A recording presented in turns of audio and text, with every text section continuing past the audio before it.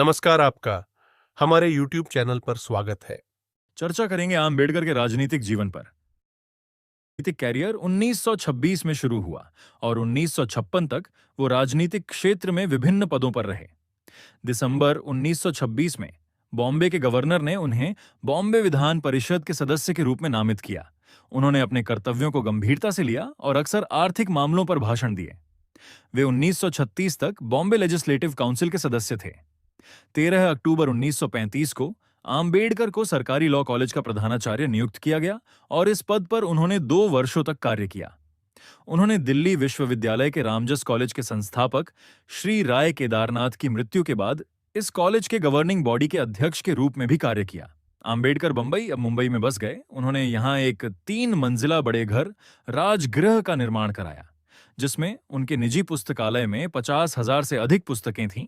तब यह दुनिया का सबसे बड़ा निजी पुस्तकालय था।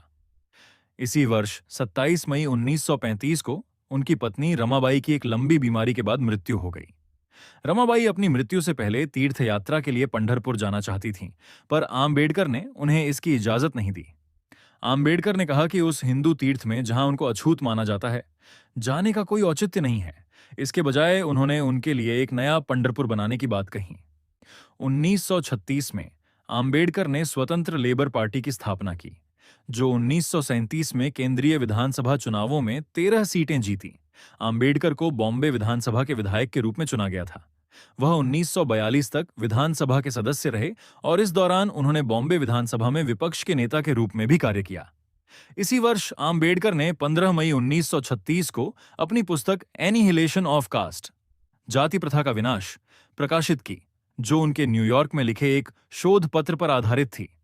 इस पुस्तक में आम्बेडकर ने हिंदू धार्मिक नेताओं और जाति व्यवस्था की जोरदार आलोचना की। उन्होंने अछूत समुदाय के लोगों को गांधी द्वारा रचित शब्द हरिजन पुकारने के कांग्रेस के फैसले की कड़ी निंदा की। बाद में 1955 के बीबीसी साक्षात्कार में उन्होंने गांधी पर उनके गुजराती भाषा के पत्रों में जाति व्यवस्था का समर्थन करना तथा अंग्रेजी भाषा पत्रों में जाति व्यवस्था का विरोध करने का आरोप लगाया। All India scheduled castes federation एक सामाजिक राजनीतिक संगठन था, जिसकी स्थापना दलित समुदाय के अधिकारों के लिए अभियान चलाने के लिए 1942 में आम्बेडकर द्वारा की गई थी। वर्ष 1942 से 1946 के दौरान आम्बेडकर ने रक्षा सलाहकार समिति और वायसराय की कार्यकारी परिषद में श्रम मंत्री के रूप में सेवारत रहे। आम्बेडकर ने भारत की आजादी की लड़ाई में सक्रिय रूप से हिस्सा लिया था।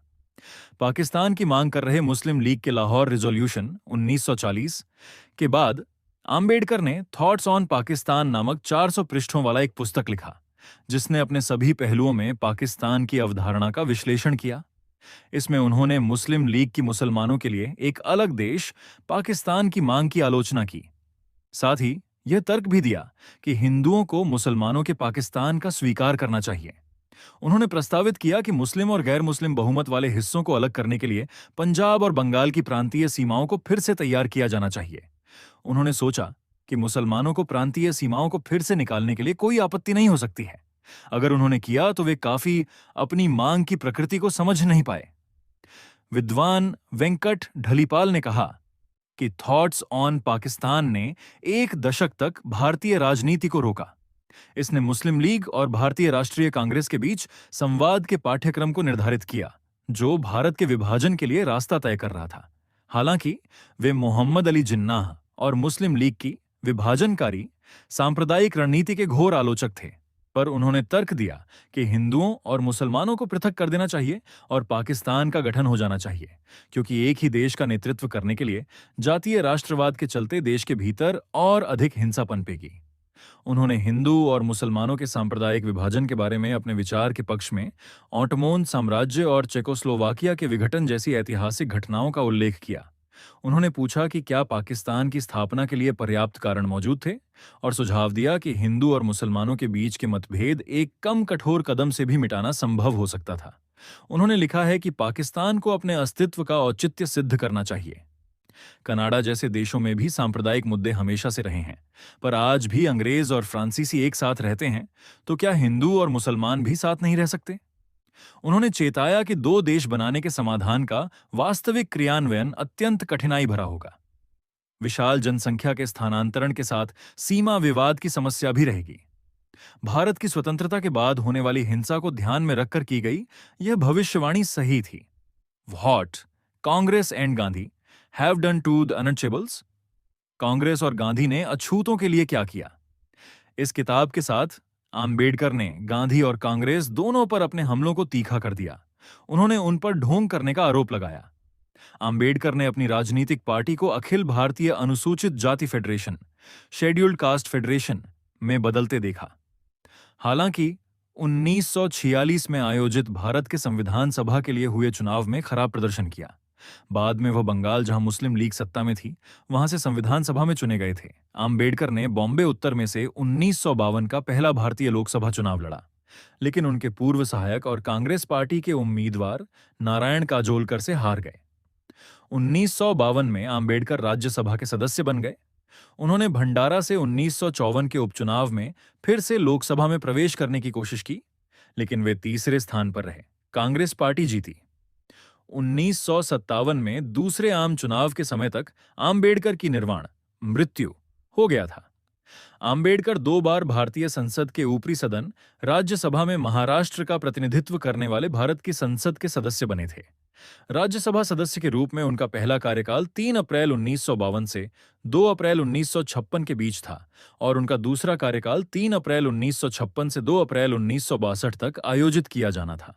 लेकिन कार्यकाल समाप्त होने से पहले 6 दिसंबर 1956 को उनका निधन हो गया।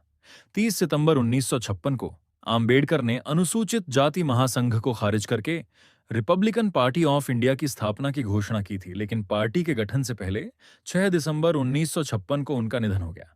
उसके बाद उनके अनुयायियों और कार्यकर्ताओं ने इस पार्टी के गठन की योजना बनाई। पार्टी की स्थापना के लिए 1 अक्टूबर 1957 को प्रेसिडेंसी की एक बैठक नागपुर में आयोजित की गई थी। इस बैठक में एन शिवराज, यशवंत आम्बेडकर, पीटी बोराले, एजी पवार, दत्ता कट्टी, डीटी बोराले, एजी पवार, दत्ता कट्टी, डीए रूपवते उपस्थित थे। 3 अक्टूबर 1957 को रिपब्लिकन पार्टी ऑफ इंडिया का गठन किया गया और एन शिवराज को पार्टी के अध्यक्ष के रूप में चुना गया था। आम्बेडकर ने अपनी पुस्तक हु वेयर द शूद्राज के द्वारा हिंदू जाति व्यवस्था के पदानुक्रम में सबसे नीची जाति यानी शूद्रों के अस्तित्व में आने की व्याख्या की। उन्होंने इस बात पर भी जोर दिया कि किस तरह से अतिशूद्र, अछूत शूद्रों से अलग हैं। 1948 में हु वेयर द शूद्राज की उत्तर कथा the untouchables, A thesis on the origin of untouchability, अछूत छुआछूत के मूल पर एक शोध में आम्बेडकर ने हिंदू धर्म की आलोचना की। हिंदू सभ्यता जो मानवता को दास बनाने और उसका दमन करने की एक क्रूर युक्ति है और इसका उचित नाम बदनामी होगा। एक सभ्यता के बारे में और क्या कहा जा सकता है जिसने लोगों के एक बहुत बड़े वर्ग को विकसित किया, जिसे एक मानव से हीन समझा गया और जिसका स्पर्श मात्र प्रदूषण फैलाने का पर्याप्त कारण है। आम्बेडकर दक्षिण एशिया के इस्लाम की रीतियों के भी बड़े आलोचक थे। उन्होंने भारत विभाजन का तो पक्ष लिया, पर मुस्लिमों में व्याप्त बाल विवाह की प्रथा और महिलाओं के साथ होने वाले दुर्व्यवहार की घोर निंदा की। उन्होंने कहा, बहुविवाह और रखैल रखने के दुष्परिणाम शब्दों में व्यक्त नहीं किए जा सकते, जो विशेष रूप से एक मुस्लिम महिला के दुहक के स्रोत हैं। जाति व्यवस्था को ही लें, हर कोई कहता है कि इस्लाम गुलामी और जाति से मुक्त होना चाहिए, जबकि गुलामी अस्तित्व में है और इसे इस्लाम और इस्लामी देशों से समर्थन मिला है। जबकि कुरान में निहित गुलामों के न्याय और मानवीय उपचार के बारे में पैगंबर द्वारा किए गए नुस्खे प्रशंसनीय हैं, इस्लाम में ऐसा कुछ भी नहीं है जो इस अभिशाप के उन्मूलन का समर्थन करता हो। अगर गुलामी खत्म भी हो जाए, पर फिर भी मुसलमानों के बीच जाति व्यवस्था रह जाएगी। आम्बेडकर दक्षिण एशिया के इस्लाम की रीतियों के भी बड़े आलोचक थे। उन्होंने भारत विभाजन का तो पक्ष लिया, पर मुस्लिमों में व्याप्त बाल विवाह की प्रथा और महिलाओं के साथ होने वाले दुर्व्यवहार की घोर निंदा की। उन्होंने कहा, बहुविवाह और रखैल रखने के दुष्परिणाम शब्दों में व्यक्त नहीं किए जा सकते, जो विशेष रूप से एक मुस्लिम महिला के दुहक के स्रोत हैं। जाति व्यवस्था को ही लें, हर कोई कहता है कि इस्लाम गुलामी और जाति से मुक्त होना चाहिए, जबकि गुलामी अस्तित्व में है और इसे इस्लाम और इस्लामी देशों से समर्थन मिला है। जबकि कुरान में निहित गुलामों के न्याय और मानवीय उपचार के बारे में पैगंबर द्वारा किए गए नुस्खे प्रशंसनीय हैं, इस्लाम में ऐसा कुछ भी नहीं है जो इस अभिशाप के उन्मूलन का समर्थन करता हो। अगर गुलामी खत्म भी हो जाए, पर फिर भी मुसलमानों के बीच जाति व्यवस्था रह जाएगी।